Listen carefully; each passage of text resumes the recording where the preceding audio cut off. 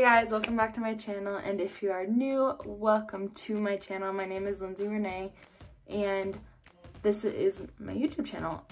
Today I am going to be doing a video.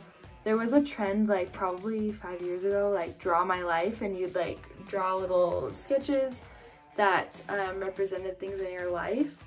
But for one, I'm not an artist. For two, I don't have a whiteboard, and for three, I would rather just show you pictures.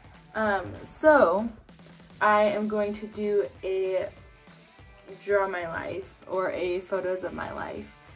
Just a quick disclaimer, I am not going to be saying exact cities. I'm just going to be doing like states and like the main city, like the big city around where I grew up and stuff, just for privacy reasons and because safety, and I don't want people to be mad about me posting this video that are in my life or have previously been in my life.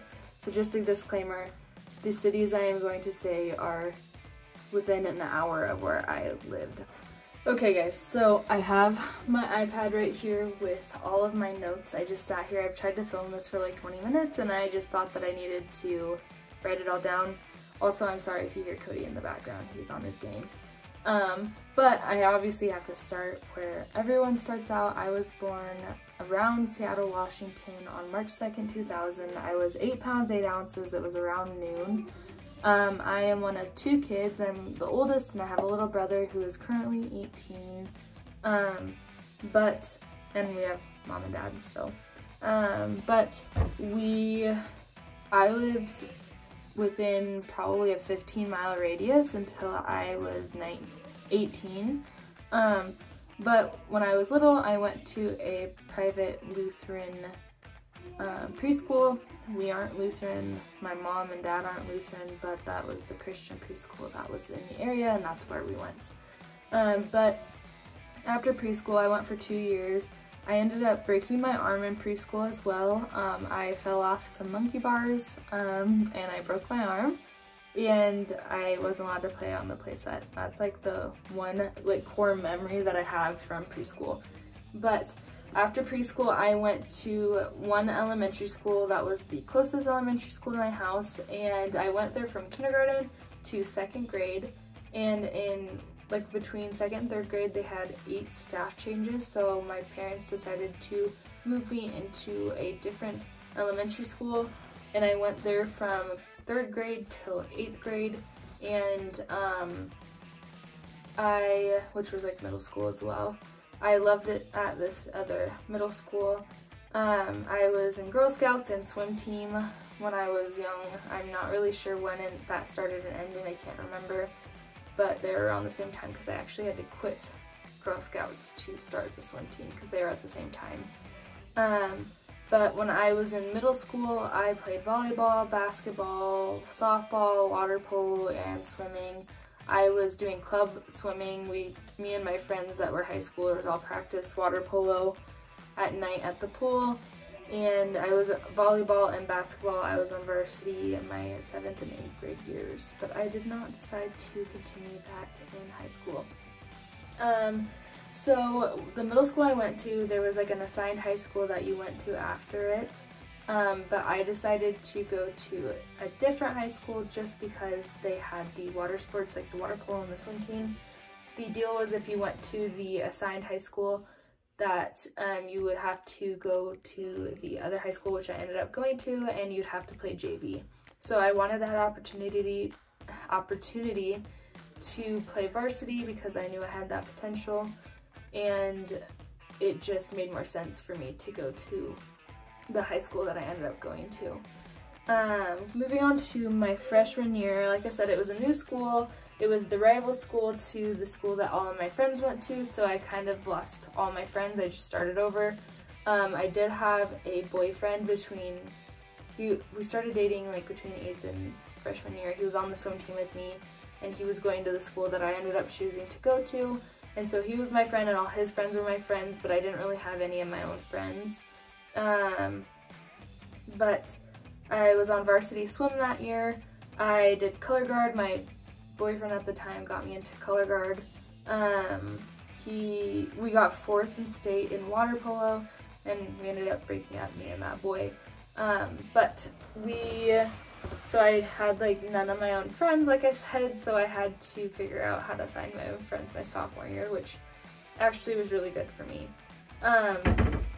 But my sophomore year, I got my first car. I had a 2002 silver Honda Accord. I wish I still had that car. It was so reliable. It got like 32 miles to the gallon, and it was just a really good car.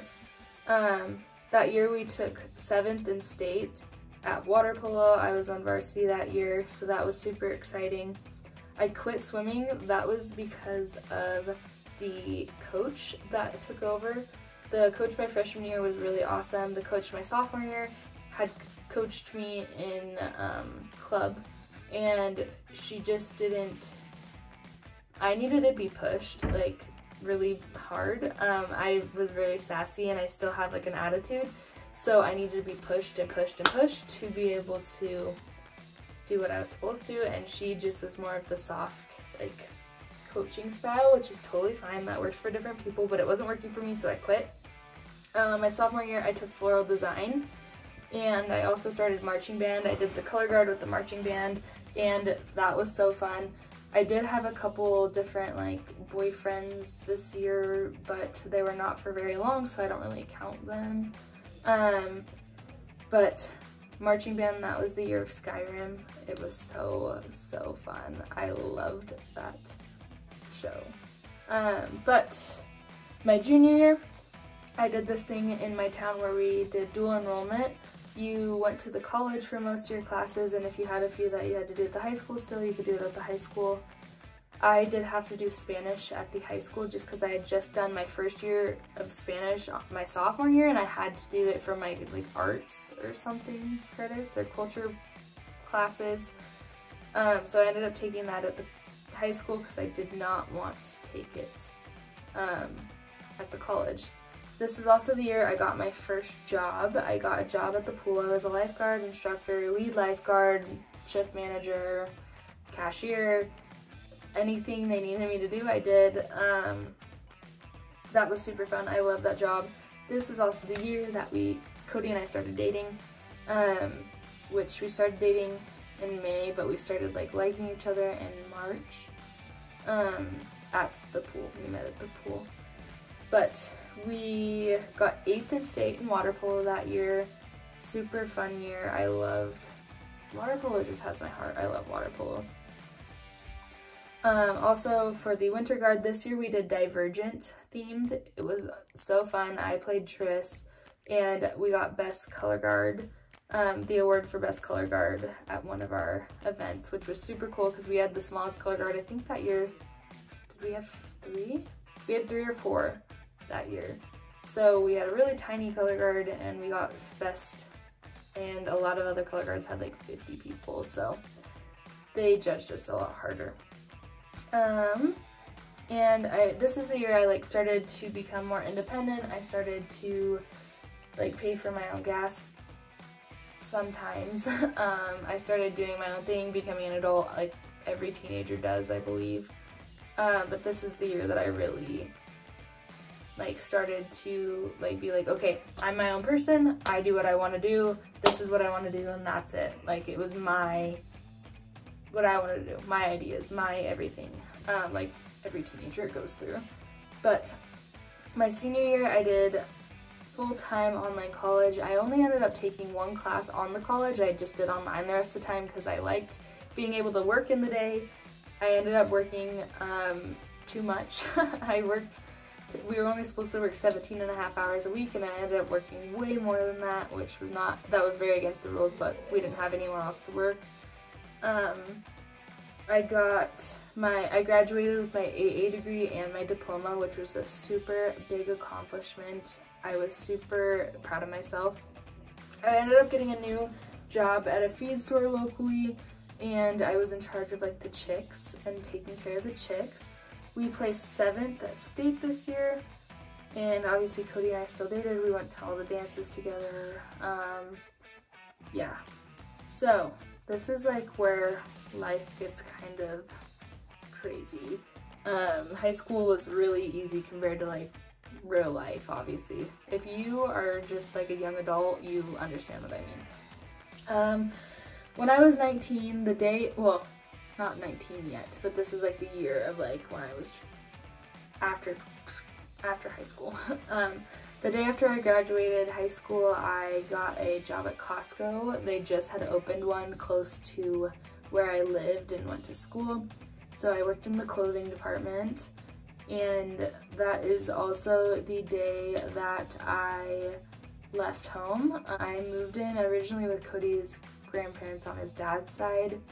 I lived there for 3 months, and that like doubled my drive to my new job at Costco. It took me 45 minutes to get to Costco from their house. So I ended up moving in with his cousin and his wife and their little boy. That it cut my drive down a ton. But I paid rent at both places, and I ended up starting to pay my own phone. I paid my parents for my service and my phone. At the beginning of 2019, January of 2019, I went to Byu Idaho for a semester in Rexburg, Idaho, and there's a ton of college stories that I could tell. They're not very good stories. I got in a lot of fights with my roommates. I'm very like a rule follower when it comes to like, because that school is very like strict with, if you break the rules, you can get kicked out and expelled. So I was like very rule follower when it comes to stuff like that, and my roommates were not. So there's a ton of story time. So if you want to hear a story time, let me know down in the comments. But yeah, and then this is the year that I got my calling to go to Uruguay on my church mission. I left July 10th, 2019. Typically, church missions for girls are 18 months, and for boys it's 2 years. I will get into why I didn't serve that long a little bit later, but I went to live in Provo, Utah at the Missionary Training Center for 6 weeks to learn Spanish. I did not learn Spanish. I thought I did, but when I got down to Uruguay, my trainer was from Peru, and she did not know a lick of English. All she knew how to say was, "What's up, baby?" which I love her so much, but that's all she knew how to say. And I thought I knew Spanish, but I was not understanding. We got in a lot of disagreements because we didn't understand each other, which, you know, that's typical. I was not, yeah. It was really hard. Really, really freaking hard.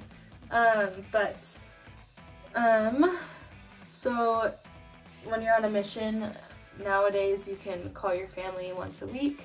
You FaceTime them, and you can send out an email to like whoever wants an email.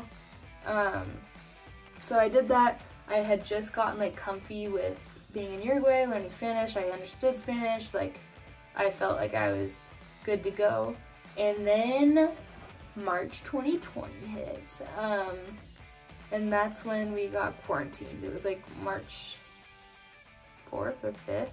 So right after my 20th birthday, I had gone to Montevideo, which is their capital, gotten a brand new missionary. I was going to train her, and we got quarantined like 3 or 4 days after I picked her up. We got told, hey, go to the grocery store, here's 2,000 extra pesos, and get this list of food. And so we did, and we're like, okay, there's no way we're getting quarantined. Like, why would they send this out? Because you don't have like access to news or anything when you're on a mission.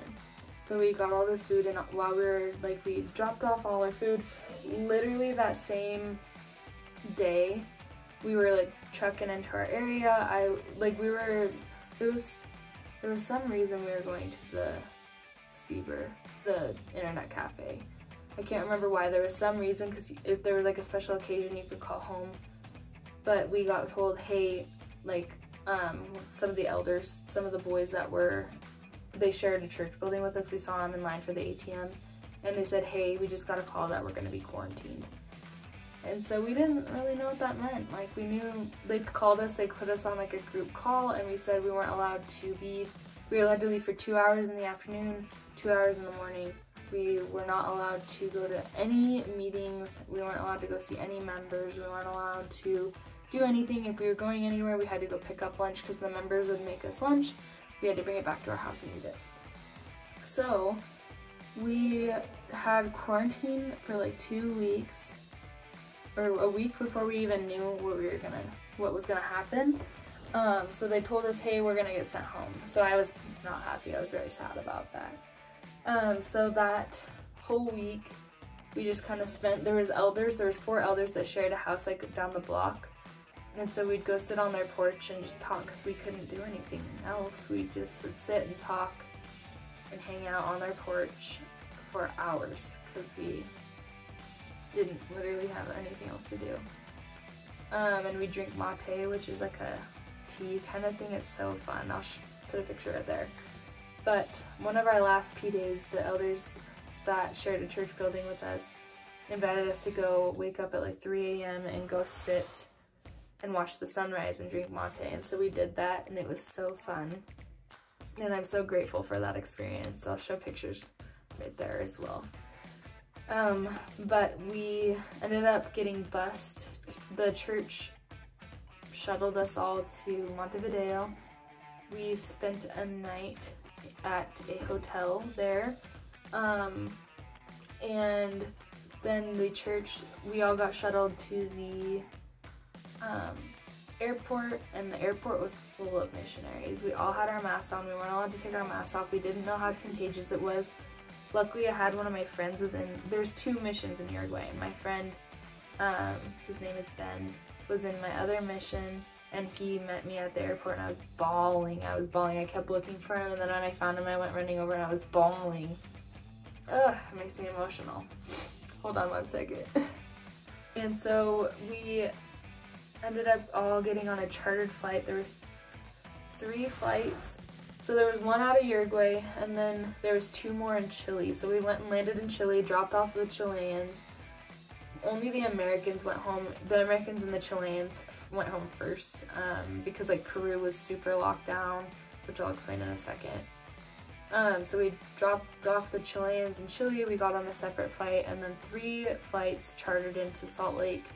And then we ended up staying in a hotel for a night, and then I flew home, and Cody's parents and my mom came and picked me up from the airport.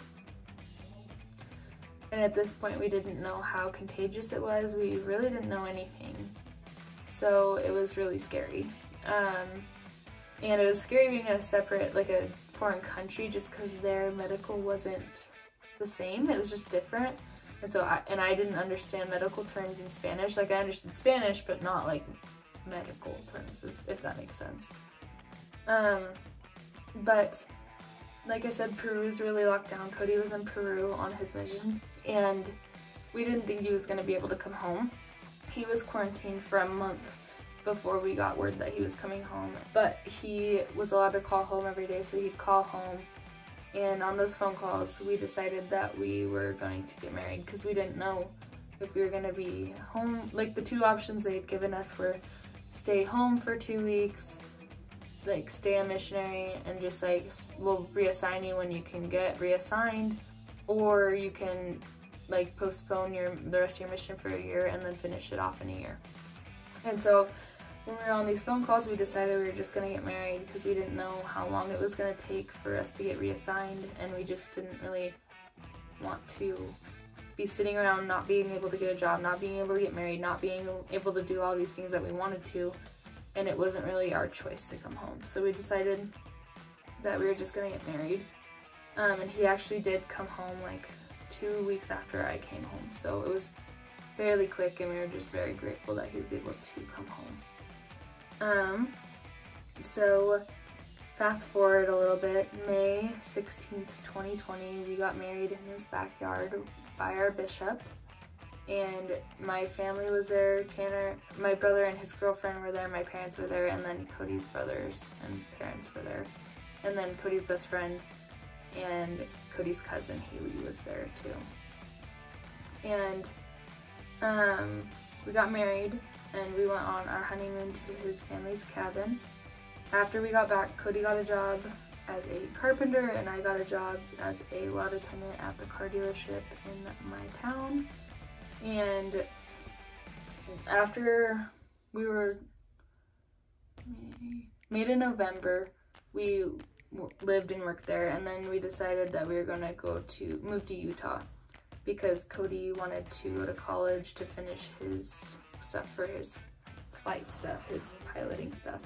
So we moved and he went to UVU, Utah Valley University, and I got a job at T-Mobile. I ended up being the assistant manager there, and I love my job.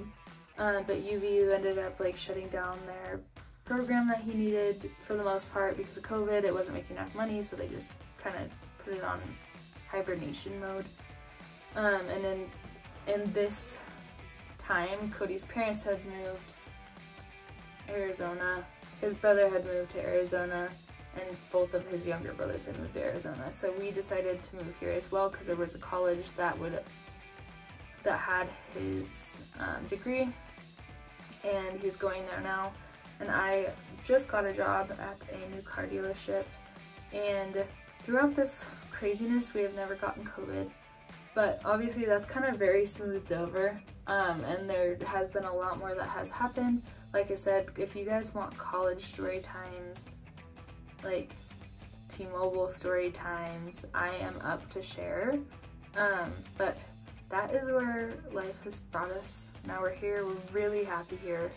We love where we live, we love our apartment, we love everything. Like, I'm liking my new job, but yeah, that is my life. I'm gonna insert a whole bunch of pictures here, like I said, but thank you for watching and listening to my life. I hope you liked it. Please subscribe if you want to come along with me on this journey of YouTube. It would really make me happy and I'd appreciate it.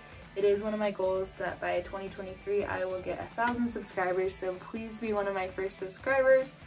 But please give this a thumbs up and please comment down below some major event that's going on in your life right now, because I really like to hear about other people's lives. But thank you again, and I will see you guys in the next video. See ya!